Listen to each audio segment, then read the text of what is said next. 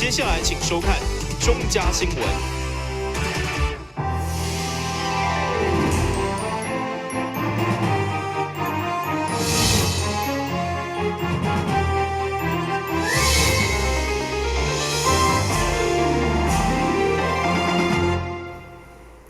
你好，我是郭明，欢迎收看7月12日中嘉台南电视新闻。根据了解，今年台湾雕因为面临3档用湿的高峰，加上外销大受影响，所以市府为了稳定市价，争取中央的预算，收购将近100栋的台湾雕，想要分3梯厝要送予弱势团体，预计有300个单位受到帮助。每一尾拢有2公斤重的台湾雕，不过对3月开始，因为大量涌失，造成鱼价加一袋斤剩22块，加上外销阁出问题，所以市府加议会出力，争取农委会预算，顺利收购1万栋，想要先将其中3000公斤装箱送予咱市北河、东山、后壁等5区的低收入户加工业团体。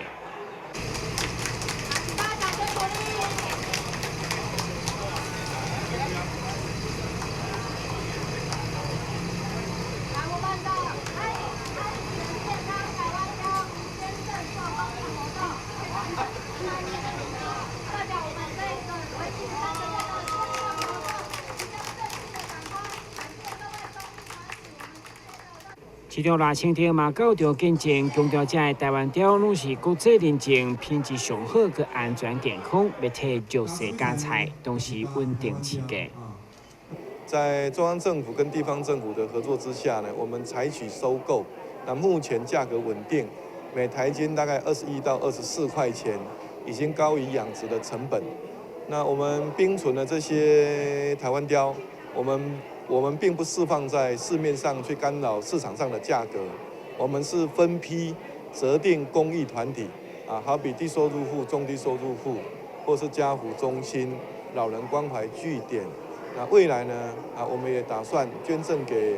国军因为国军在台南市这几年来，不管是台风或是禽流感、登革热等等对台南市的协助都很大。那我们也借这个机会聊表寸意，表达市民对他们的感激。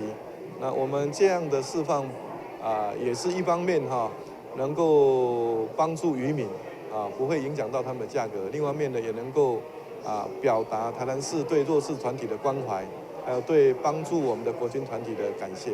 根据统计，台湾雕伫台南算是全台湾上大的产区，而这摆行动除了消停渔民照顾弱势，嘛希望民众食好到小报。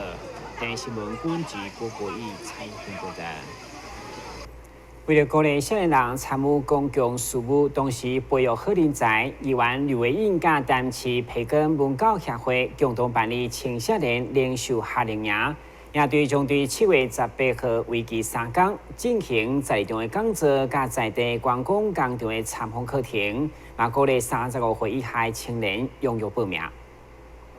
由议员吕维英甲台南市培根文教协会办理的青少年领袖夏令营，这次邀请到台南市长赖清德、民政局长陈宗彦以及立委林俊宪等多位伫各领域都非常优秀的人才进行演讲，借此栽培对公共事务有兴趣的青年朋友。这个青年活动的内容，其实这个除了涉及到政治，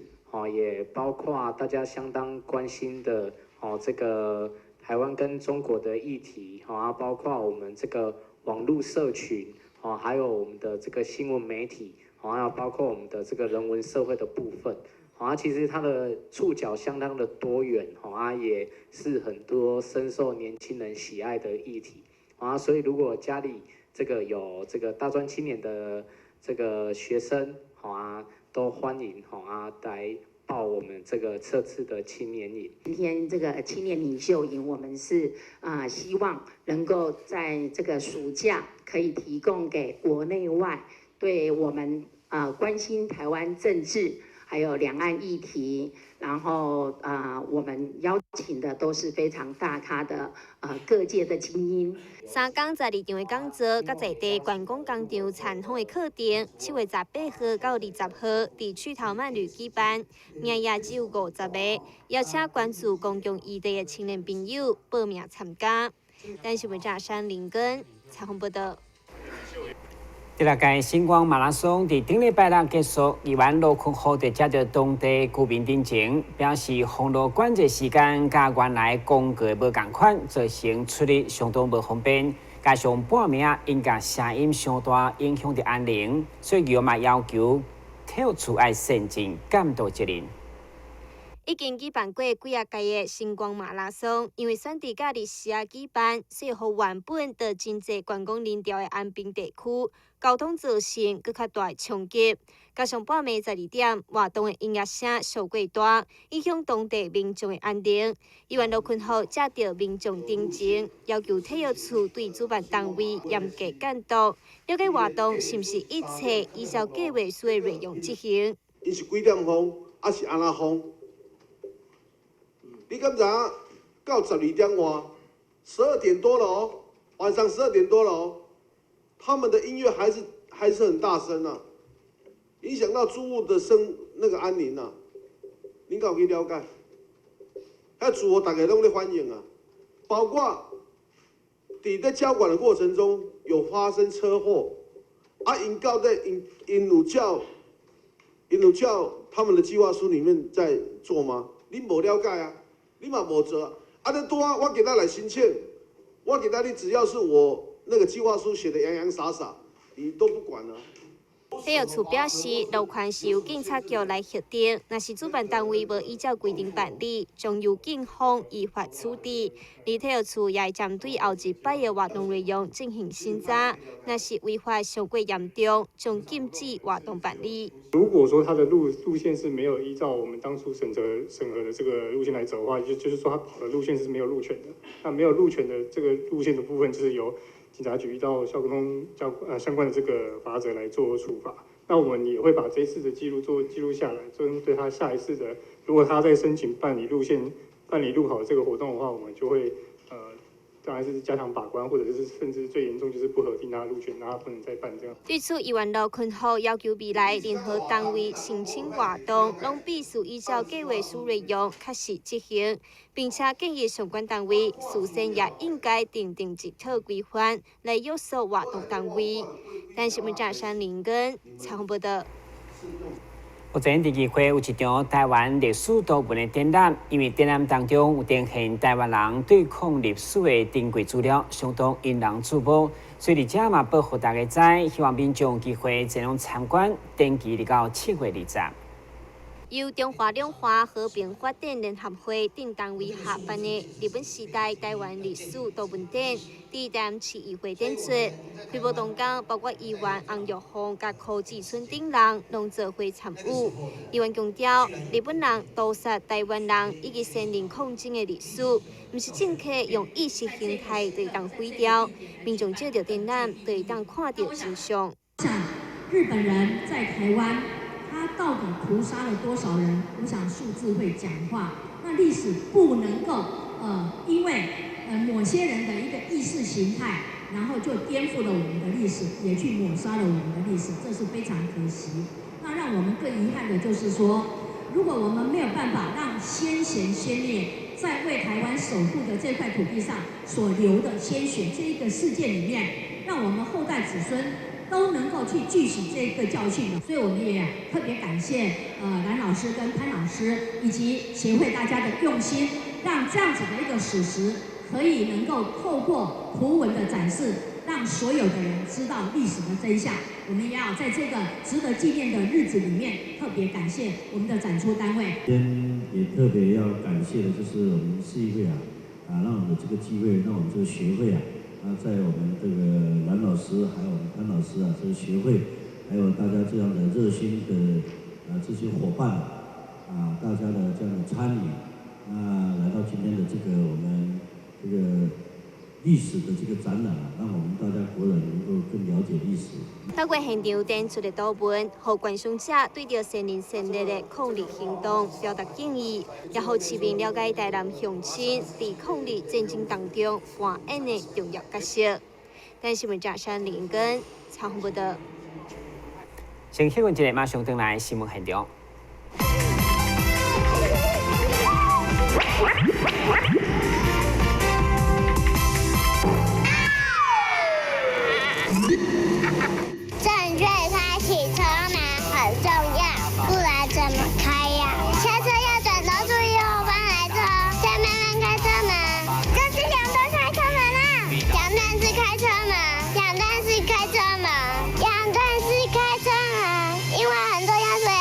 单字。打开一本书，每页在发亮，文字变鱼儿，游在大海洋，充满了。欢迎你和我一起来收看《非读不可》，台南爱读册。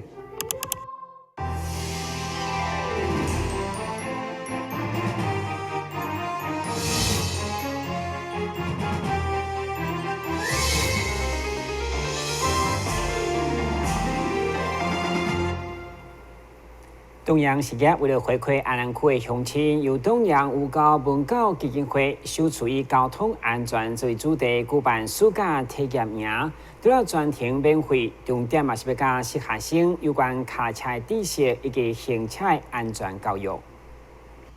东阳实业是台南的老牌企业，旗下的东阳五高文教基金会也当年关心大台南的教育。今年度因特别举办第一届新文化体验营，以专程免费的方式，由学校推荐适合的学生参加一天的体验。不但教因骑车的技巧，也一一向学生介绍骑车时阵应该要准备的装备，亲像是车顶、安全帽啊、目镜等等的专业防护配备，甚至连滴水的杆仔也向学生说明其中无同款的所在。一般我们现在在南台湾，我们出去骑车，大部分的温度都会是几度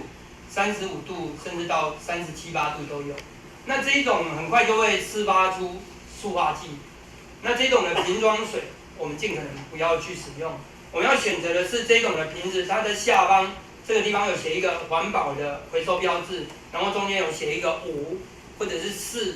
的这个标记，我们才能用。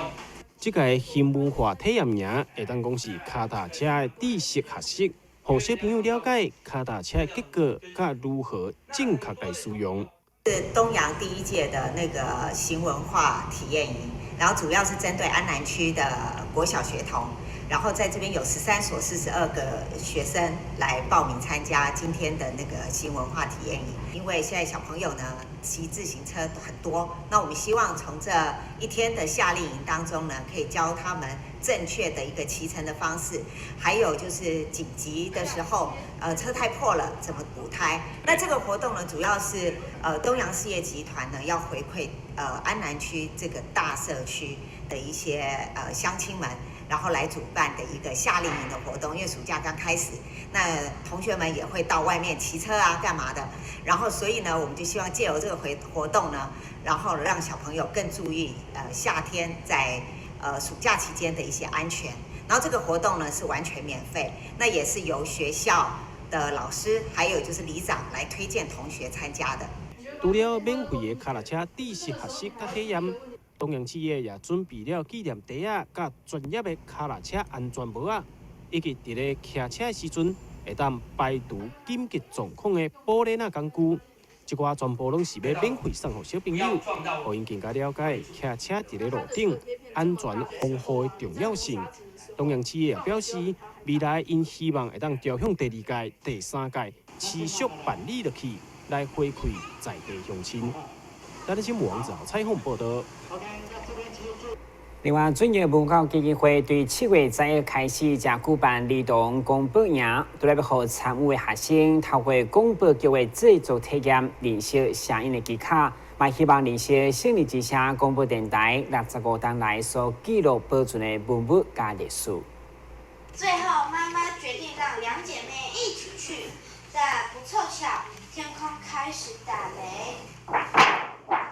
下着麦克一群小朋友当咧体验如何用真实的声音来制作一出广播剧。因除了用声音表情去表达以外，也运用了真济工具来呈现出单雷公或者是落雨的声音。为期3天半的时间，一寡小朋友将伫咧胜利之声广播公司内底体验广播的特殊吸引力。我们今年的广播营是由我们军文教基金会所举办的，那总共为期3天半。那我们的课程内容有口播技巧、国语正音、小主播，还有广播剧创作等等的课程。然后我们是由我们的专业广播人员，他会亲自授课，然后带领小朋友进入录音室，然后实地操作。那我们在8月8号到8月11号。还有我们的第2梯次的儿童广播营，现在还在热烈的报名中，然后欢迎各位小朋友，如果有兴趣的，可以一起来报名这样子。正义文教基金会每一档拢会办理儿童广播夏令营，每一届拢受到学生的热烈回响。小朋友会当透过麦克了解每一个人无同款的声音特色，同时会当借此增加家己的口语表达能力，甲学习大家做伙来完成一件代志，团队合作的精神，互暑假的生活更加充实有意义。台湾新闻网赵彩虹报道。国家夜联军因在进步南区国税局邀请点出20多档来精彩艺术创作，嘛欢迎新朋友踊跃前往参观。叶林君老师将是画图创作20多档，作品主要是以着自然风景，也有马赛克的艺术创作。近年来更加跨足公共艺术的领域，曾经在2014年。得到文化部颁发公共艺术最佳民众参与奖的荣誉。这届受邀请来到南区国税局展出，希望让更加多民众认识伊的创作。也有请我去做马赛克 DIY 的所以都非常有一些渊源在了。所以来到你们这边，我也是有一种很亲切的感受那非常。谢谢大家今天能够来参观我的这个展出。难得我们可以邀请到叶老师来我们局里参展就是他的作品有他的特色那个有绘画，还有那个马赛克的创作有具有特色，尤其他的水彩画别具工法他讲的就是他有一个独到的叫做干插法非常欢迎各位民众来我们局里欣赏。这届展出的作品包括画图，也有马赛克的拼贴，让参观的民众会当用家己的视觉角度去欣赏和感受。南区国税局欢迎来下岗的民众会当到9楼的艺文展示区去观赏。台湾新闻张伟忠采访报道。近年来，因为卡车风行加上糖业暴露，故糖厂的铁道爬远，所以台湾市政府将旧的铁基路再利用，以新营作为核心，连接后边的自行车路网，以台创造属于客邦特有的城市风格。从新营火车站以南到集水西畔的新营糖厂，有着以大片闲置的糖业、盐业轨道为主的地景。市府预计将这片面积2.5公顷的地景改造成为北台南都心地景公园，与新营糖铁自行车道、嘉南大郡步道及糖铁安内线串联成网络，将产业、艺文与活动扩散开来。这一条铁路原来它的功能是在我们台糖的原料甘蔗跟砂糖，后来我们也运了台盐的盐，所以说这一条铁路是开启了台湾第一个3轨共构的铁轨，也就是3轨共构的铁道文化，就是台铁、盐铁、糖铁。这一次的话，都发局做了这个北台南铁道地景公园的计划，也把这一条台湾糖业史上第一条营业线再把它复驶。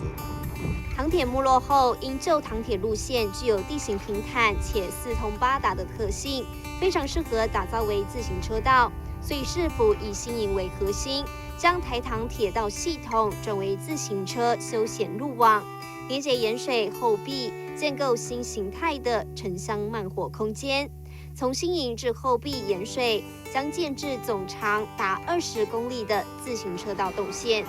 往北借由糖铁自行车道长短数线串起天鹅湖到后壁石安社区金寮老街，往西借由糖铁自行车道安内线可衔接到盐水老街、月津港。月津港经历了盐水的繁华与没落，如今透过月津风华再现计划，市府展开了盐水区聚落巷弄生活空间景观的改善工程，如一影像的巷弄空间重塑。另外，针对盐水旧时最热闹的街区，如中正路、三福路、朝晴路、中山路、康乐路旧式街屋建筑进行调查。市府选定了旧时修的禅寺拜亭跟月经文史工作室这2栋建筑为代表，进行外观面貌的修复。修德禅寺是当地宗教信仰中心，市府改造禅寺建物主体及周边部分就是砖墙，串联周边老街巷道，再现过去的生活动线与轨迹。绿化的开放空间常吸引民众驻足。月经文史工作室是台湾传统店铺住宅的代表，它有着住屋跟次屋以及城的划分。越靠近外部的空间是商业性质，还有做储藏空间的挂牢啊，而内部的过水廊、灶台等，则是因应纵深过深、采光不佳而留的过渡空间。现在月经文史工作室取名为月经故事馆，已成为在地重要的地方旅游资讯站。平日也有展览老照片供民众参观。一个有港口的地方，如果我们举办灯会的话，漂亮，一盏灯变成2盏灯，好啊。然后有个题目叫“千江有水千江月”，你看那个1000盏的灯在水面上面都是非常漂亮的，然后每个住户每个人家心中都有一盏灯，然后把盐水这个城市，变成让很多观光客可以进来，把这个城市把它热络起来，这是一个还可以看到以前港口的一个形象。而未来市府更规划长达2.5公里的公18水岸步道，将延续国际级月经港灯节范围，与盐水郊区搭配水利疏浚，施作环状步道，配合月经港灯节活动，将展后的灯具变成公共艺术，设置于步道周边，再展风华。我们跟台糖大概有一些协商哈，让用认养方式让我们来施作这个脚踏车道所以新营到未来的这个盐水的岸内还有刚才讲的后壁的金寮部分整个系统就会把它串联在一起，把这个新营地区它的这个生活空间再把它扩大盐水它是具有这个有水域的有老街的还有一些比较漂亮的这个传统建筑把它组合在一起目前市政府希望把这些东西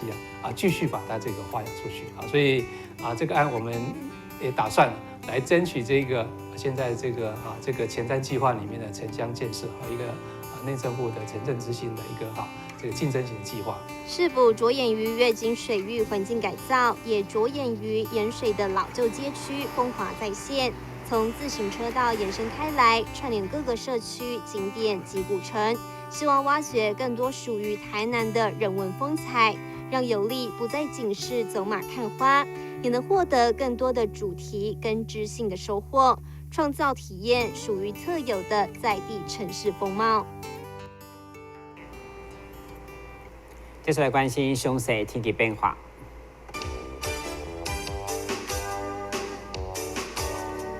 明仔是这云有时好天天气，温度28度到32度，袂落雨，海面平均风力4级到5级，上大阵风6级。